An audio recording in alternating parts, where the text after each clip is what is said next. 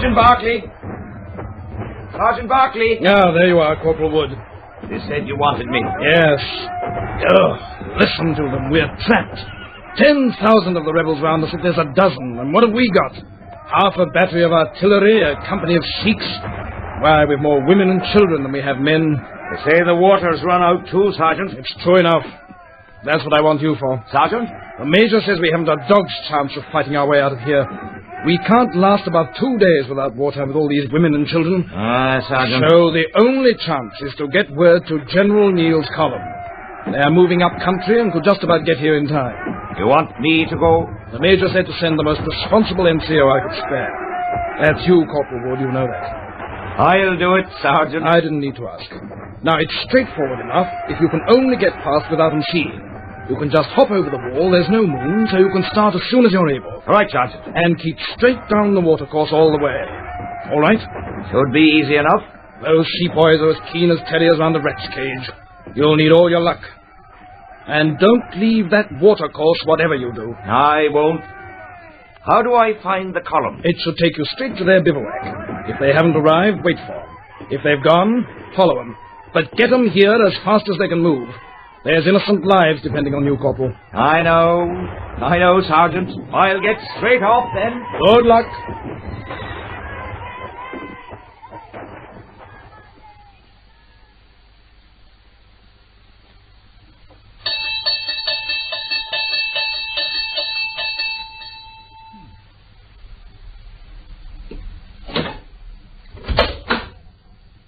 Holmes! Oh, Watson, may I come in? Oh, of course, my dear fellow, of course. My wife's just going to bed. I'll call her down again. No, pray don't disturb her. Oh, very well. Ah, I see you still smoke that Arcadia mixture of your bachelor days. Come and sit down. How do you know that? That fluffy ash on your lapels. There's no mistaking it. Brandy, Sarah? With pleasure. Oh, I'm sorry to see you've got the British workman in the house. He's a token of evil. Not the drains, I hope. No, the gas. But how did you know? He's left 2 nail marks from his boots on your linoleum. Where? There. Just where the light strikes it. Huh? You see? Excellent, Holmes. Elementary. Your good health, and Mrs. Watson's too. And yours. I hoped I might not be too late to catch you. What, is you're working on a case? One of the strangest that ever perplexed a man's brain. Do you know, I find myself in the same position as the readers of those little sketches of yours. I hold in my hand several threads, and yet I lack the 1 or 2 which I need to complete my theory. But I'll have them, Watson. I'll have them. I'm sure. And with your help, if you will. I'd be delighted. Could you go as far as Aldershot tomorrow? Certainly. This is quite in your line of country. The British Army. Fine body of men. I'm told they did wonders in the Crimea. And in the mutiny. They were besieged in Burki. Held off 10,000 mutineers for days until Neal's column got through to them. Brave fellows. Do you know anything of that colonel? The prison one? No, nothing. His name was Berkeley. One of the bravest of them, apparently. He was a sergeant at the time of the siege you speak of. He was commissioned for his gallantry and eventually lived to command the regiment he had entered as a private. Holmes, you said his name was Berkeley. Yes, I did. It's his supposed murder I've been asked to investigate. We take the 11:10 from Waterloo, Watson. The details can wait until the morning. It's very good of you to come down so quickly, Mr. Holmes. Delay can sometimes hamper my investigations, Major.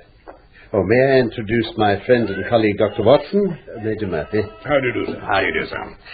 Will you step across to the mess, gentlemen? Oh, if you'll forgive me, Major, just a quick word here, I think. And then I should like to pay 1 or 2 visits.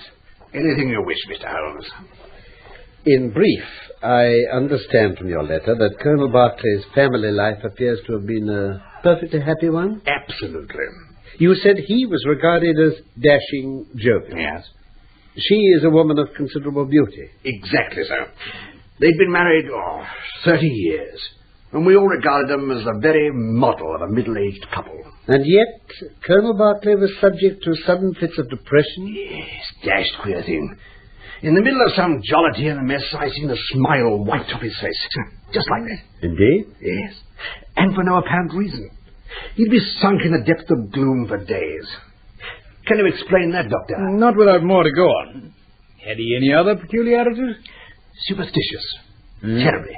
Almost haunted. And afraid of the dark. Well, unusual in a soldier. I know it sounds puerile in a man like that. It's Very well. Now, Major, I think we'd better begin our little round of visits with a call upon Mrs. Barclay. Well, Mr. Holmes, I'm afraid her doctor is adamant that she should have complete rest and no visitors for the time being. But, Major, sooner or later, in the interests of justice, and particularly in her own interests, it is advisable that I should hear her story from her own lips. I realize your difficulty, Mr. Holmes, but you will appreciate, I'm sure, that Mrs. Barclay has sustained a severe shock. And although she has recovered somewhat, I think it would be better if you made your inquiries elsewhere. Well, I can, of course, see Mrs. Barclay later, if necessary. But meanwhile, where do you suggest I begin? Well, I'd see Miss Morrison. Who is she? Friend of Mrs. Barclay's. Lives in the villa next door. I think you'll find she'll be able to help you. There you are, Doctor. Thank you, ma'am. You see, Mr. Holmes, Nancy Barclay and I were both members of the Guild of St. George, which deals with the distribution of cast-off clothing to the poor. Yes. On the night of that night, she and I went to a guild meeting together. Did she say anything to you suggestive of a disagreement with her husband? Oh, no. There was nothing at all. I'm sure they were on their usual good terms. Did you or anyone else, Miss Morrison, say anything to her that evening which might have changed her attitude towards him? Mr. Holmes. I'm sorry, madam. I must leave no possibility unconsidered. Then the answer is no. I sat next to her throughout the meeting. I accompanied her to it and came home with her. Nothing of the kind was said. Oh, then I think if you have nothing further to tell us, we'd better waste no more time before talking to the Barclay servants. Jane Stewart, the housemaid, and William Flynn, the coachman. Yes, they've been left in charge of the villa for the time being. So I believe. You will find them both very reliable. So, to your knowledge, Flynn, Mrs. Barclay left home in entirely normal circumstances that evening. Yes, sir. I heard her call out to the Colonel to say she wouldn't be long. Did he answer her? Sure. As friendly as you like. Now I believe we come to your evidence, Miss Stewart. Yes, sir. When Mrs. Barclay came in, getting on for 9 it was, she came into the morning room here. She rang for me to bring her a cup of tea, and I went to get it. Was Colonel Barclay with her? Not at first, sir. He was in the dining room. He often sat on there after dinner. Yet she came straight in here. Yes. It was funny like, sir. This room's never used much in the evening. I hadn't even drawn the blinds or lit the lamp. She must have lit it herself before she rang. I see. Now tell me, was she herself, would you say? Well, I've never known her ask for tea before of an evening. Now I come to think of it, she was a bit jumpy-like. Can you get no nearer to it than jumpy? I can't, sir. I can only say she seemed in a hurry for the cup of tea. Very well. Oh, what happened next? The Colonel must have heard Mrs. Barclay ring for me, because just after I'd left her, I saw him come from the dining room into here.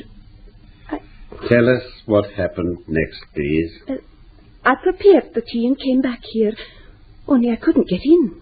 The door was locked and no one came to open it. You knocked more than once? 2 or 3 times. But they were having such a row at one another, well, that they couldn't hear me. Now, I want you to be extremely careful. Did you hear what either of them was saying? I couldn't hear what the Colonel said, only his voice, sort of low and abrupt.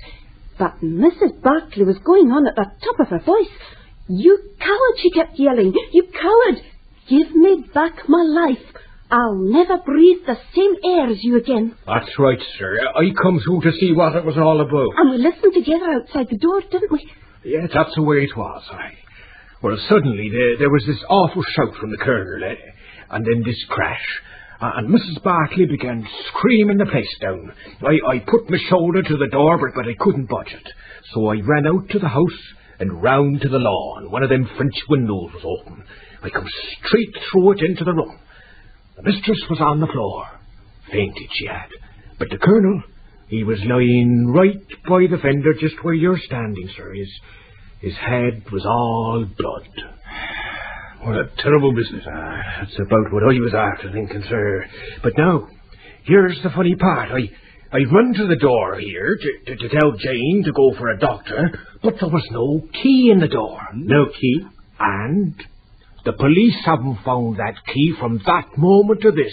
We had to have a locksmith from Aldershot to get the door working again. But didn't the police find it on the body or on Mrs. Barclay? Not a trace of it, sir. Now, this is important, remember. Can either of you recall anything else that you heard either the Colonel or Mrs. Barclay say during their quarrel? Well, I heard her say David twice. David? Yes, but the Colonel's name was James. You're perfectly sure of this? I'd swear to it, sir. Thank you. Then that will be all.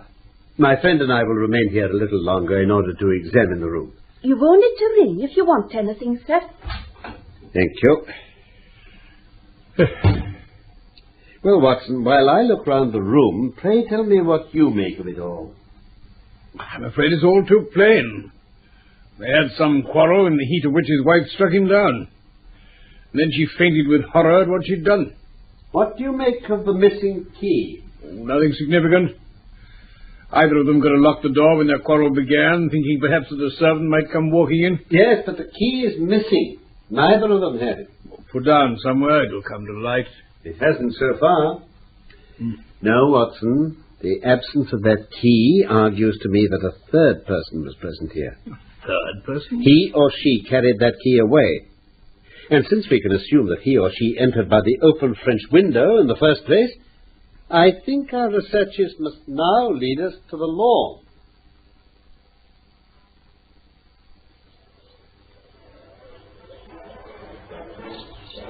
Now, Watson, you know my methods. What do you make of these? Footprints? Distinct one. You see? Yeah. As I deduced, he came over that low wall and went straight to the French window.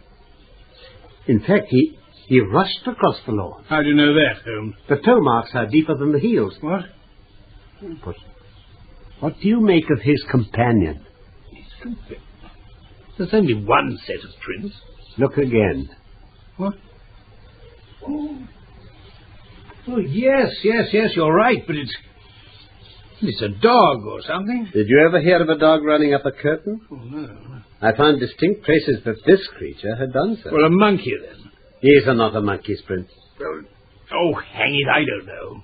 Here are 4 prints, you see? Where the creature stood motionless for a moment.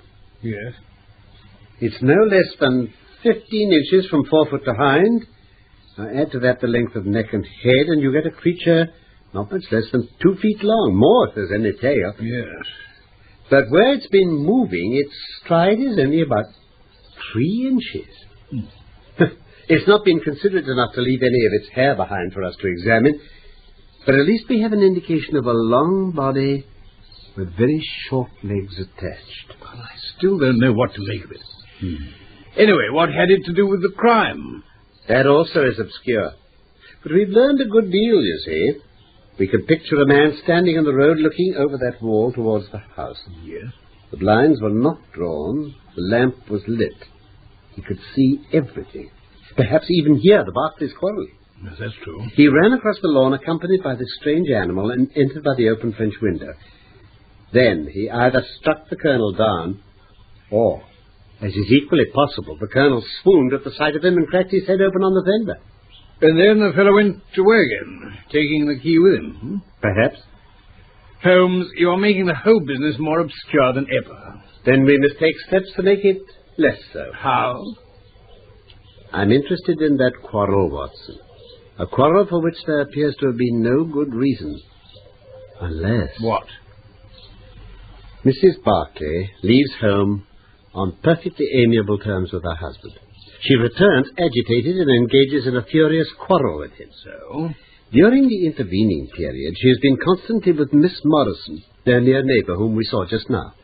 An attractive, ethereal girl with timid eyes and blonde hair. Well? Could it be, Watson, that there has been something between the Colonel and Miss Morrison, which the latter had taken occasion to confess to his wife during that walk homeward? Do you mean to say... It would account for Mrs. Barclay's furious homecoming. It would offer some explanation for her going immediately to a room where she could brood without the likelihood of encountering her husband, and for her flying to tea, as an agitated woman will. Well, it's a colourful theory, Holmes, but I think it's wrong. I'll tell you what. Why don't we see Miss Morrison again? Face her with it. We'll soon know then whether she's hiding the truth.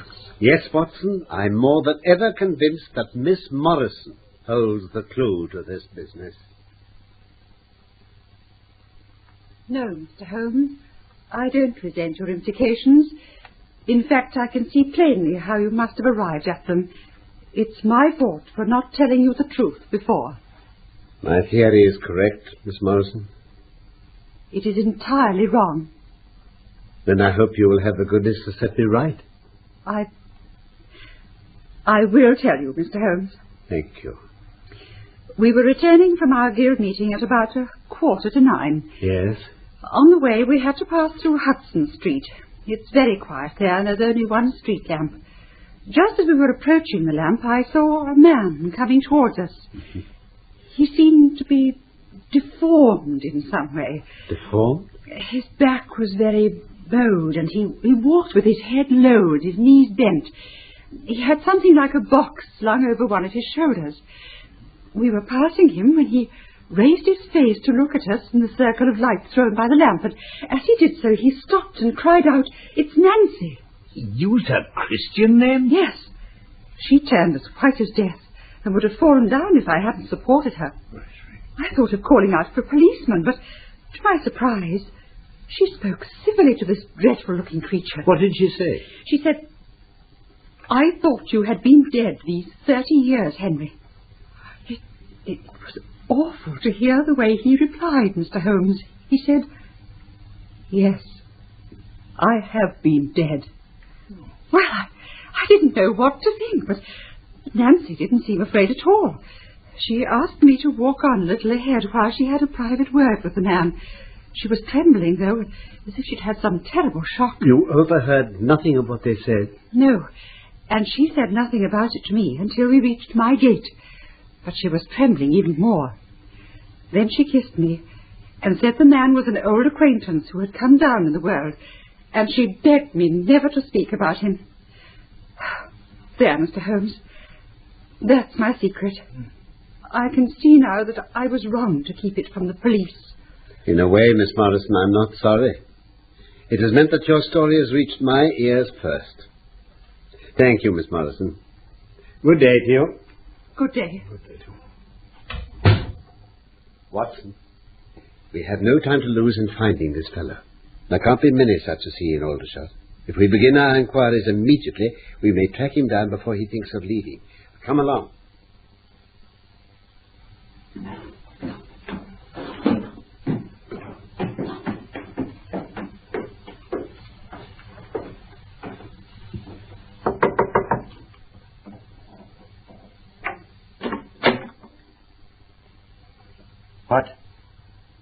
What do you want?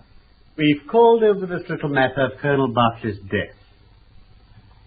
What should I know about that? You do know of it, then?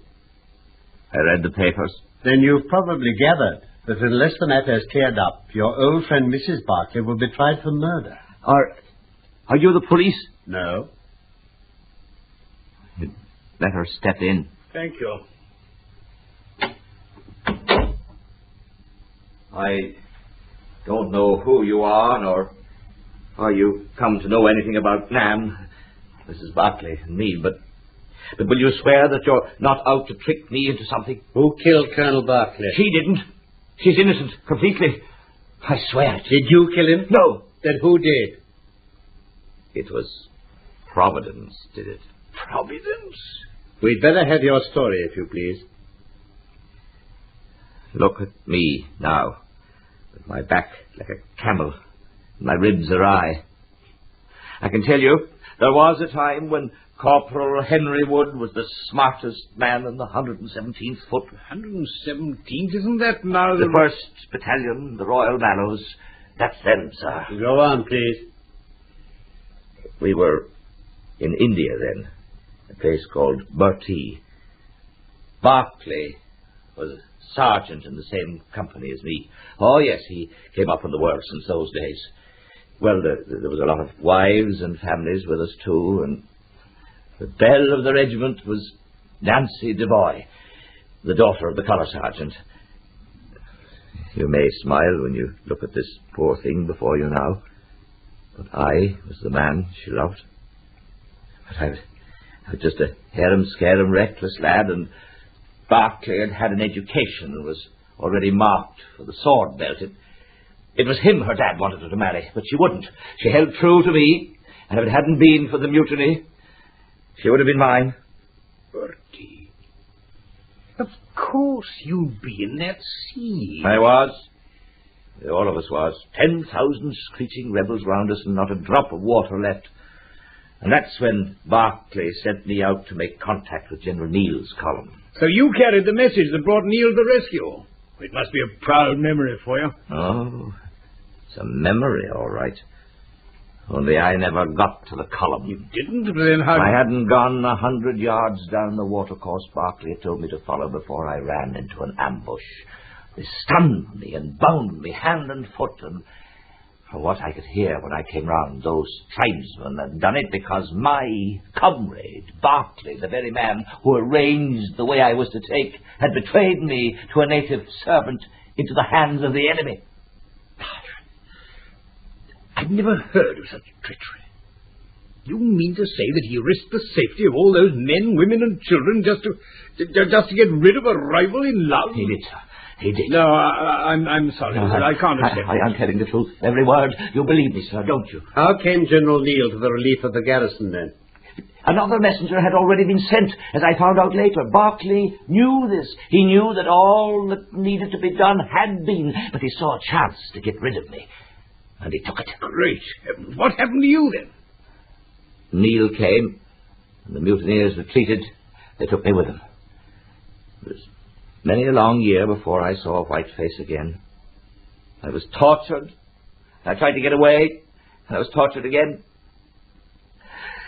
Look what state they left me in, gentlemen. Look at me. He's telling the truth, Holmes. I'm afraid he is, poor devil.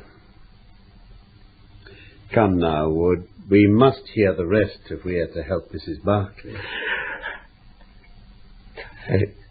Sorry, gentlemen. I was rescued by some hill folk after I'd lost count of the years. But what use was it for me, a broken cripple, to go back to the army or to England? I wandered about India, living amongst the people. I'd rather that Nancy and my old pals should think of Harry Wood dying with a straight back than crawling with a stick like a chimpanzee. How did you make a living? With a few conjuring tricks I picked up, and they're what brought me home again. I wanted to see England once more before I die, and I knew that where there were soldiers I'd be able to scrape a living, amusing them with a few tricks. Exactly. And then, the other night, I saw my Nancy. Without really thinking, I told her what her husband had done to me those long years ago. I got all worked up as I did so. And then you ran to their house and saw them quarrelling. She had no doubt taxed him with his conduct to you. You burst in. Yes. And that's what did it. The plain sight of me was like a bullet through his guilty heart. I've never seen such a look on a man's face before. Like he'd had a fit, sir. He fell right back and cracked his head. But I swear, he was dead before he hit the ground. And then Mrs. Berkeley fainted? Yes, sir. She had the door key in her hand. I took it from her to unlock the door and summon help, but then I thought better of it, and I shoved the key in my pocket. I grabbed hold of Teddy. Who? Teddy. Here he is, sir, in this box.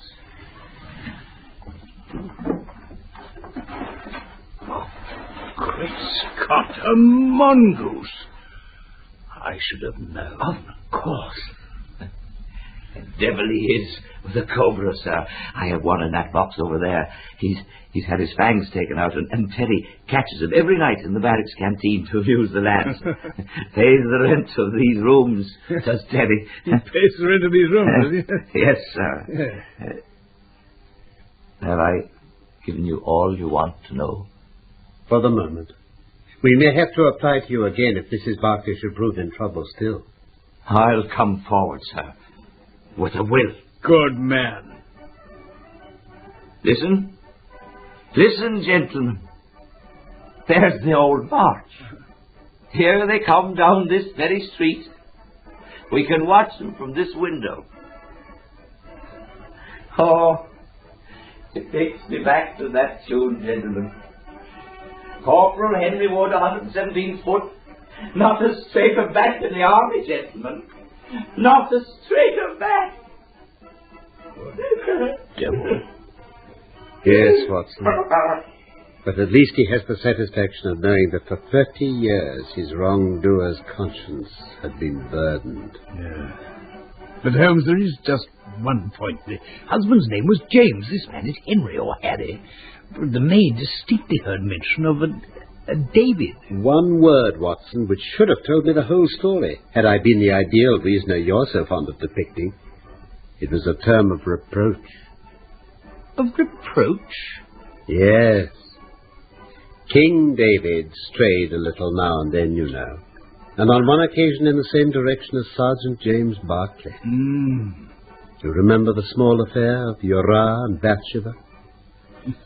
My biblical knowledge is a trifle rusty, I fear, but you'll find the story in the first or second book of Samuel.